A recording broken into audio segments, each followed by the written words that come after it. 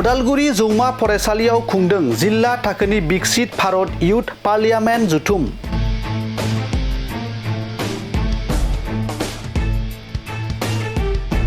उदालगुरि जिल्लानि गुबुन गुबुन कलेजफोरनि फरायसाफोरखौ लानानै खुंदों बे हाबाफारिखौ।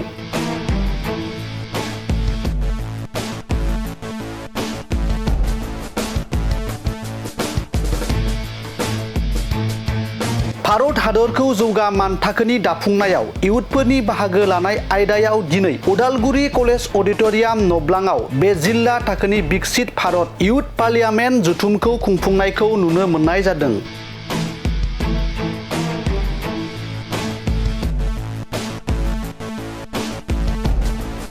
भारत हादरनि गुबुन गुबुन थावनि आरो ओनसोलफोराव खुंनाय बायदिनो दिनै उदालगुरि कलेज अडिटोरियाम नब्लां न'आव खुंनाय हाबाफारियाव 50 years of emergency election for Indian democracy थीमखौ बिथा खालामना बाहागो लानाय फरायसाफोरखौ लानानै मोनसे बादायलायनाय हाबाफारि लानाय जायो। मख'नो गोनांदि जिल्ला थाखोनि बादायलायनायाव देरहासार जानो हानाय फरायसाफोरखौ गांफा गांफा फोरमानलाइ गथायना होनायजों लोगोसे फैगौ रायजोआरि थाखोनि बादायलायनायाव बाहागो लानो थाखाय फरायसाफोरखौ सायख'नाय हाबाफारि लानायखौबो हाबाफारिनि गेजेरजों नुनो मोननाय जायो।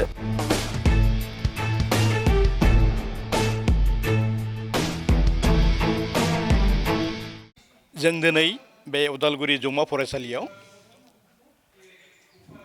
विकसित भारत जि सरकारनि बिथोन बायदियै जों दिनै बे जोंनि जौमा फरायसालियावबो जोङो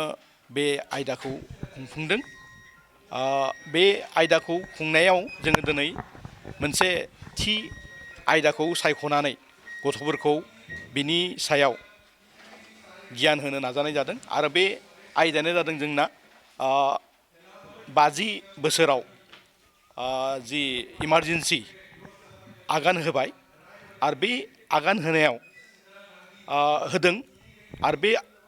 समनिफ्राय आथिखालाव जोङो माबायदि इमारजेन्सिया बै समाव जादोंमोन बे खोथाफोरखौ बा माबायदि बिथिङाव बे इमारजेन्सिखौ होनाय जायो बेखौ लानाय जादों आयदा महरै आरो बेयाव जोङो फरायसाफोर 19 जनसो फरायसाफोरखौ जोङो बे आयदाखौ लानानै सावरायनो होनाय जादों आरो बेयाव गथ'फोरा बे इमारजेन्सिनि सोमोन्दै जे 1975 मायथाइयाव जि इमारजेन्सि भारत हादराव होनाय जादोंमोन बा इमारजेन्सि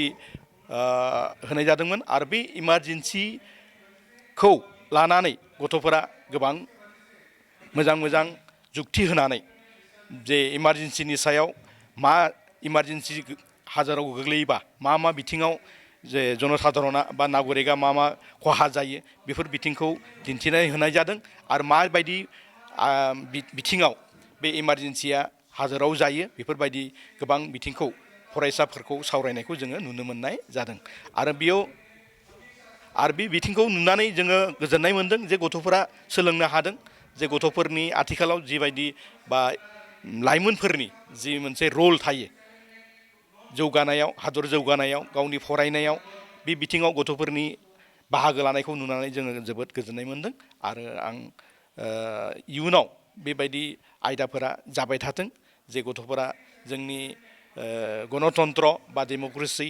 बा इमारजेन्सि बा जोंनि पार्लियामेन्ट बा बेफोरबायदिनि बिथिंखौ मोजाङै गथ'फ्राबो मिथियो जोंनि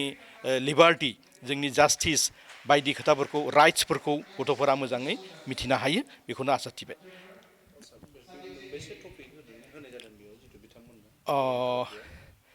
बेयावथ' जों दा जोंनि जौमा फरायसालियाव मोनसेल' आयदाखौ जों लानाय जादों आरो बेखौनो जों दा नुदों जे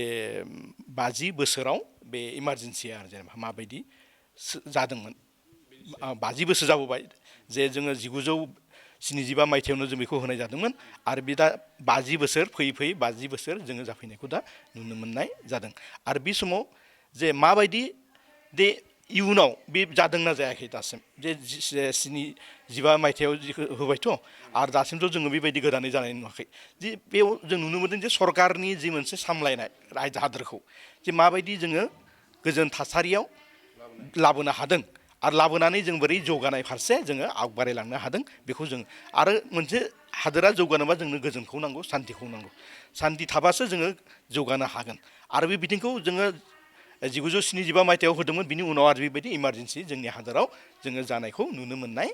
जायाखै आरो परिस्थितिया बेबायदि जायाखै आरो जेनेबा होनांगौ बिनि सायावनो गासिबो सावरायदों जे माबायदि इमारजेन्सिया जादोंमोन बे समाव आरो मा सिटुवेसनाव बे होनाय जादोंमोन आरो बे होनायनिफ्राय माबायदि जोंनि जनसाधारना मा खहा जादोंमोन मा मोन्थायखौ जोङो बातिल खालामनांगौ जानानै फैदोंमोन दा नुबाय जोङो जे बे जे जाबाय 75 निफ्राय आथिखालसिम जोङो बेबायदि सिटुवेसनखौ दा इन्डियायाव भारताव नुनो मोननाय जायाखै आरो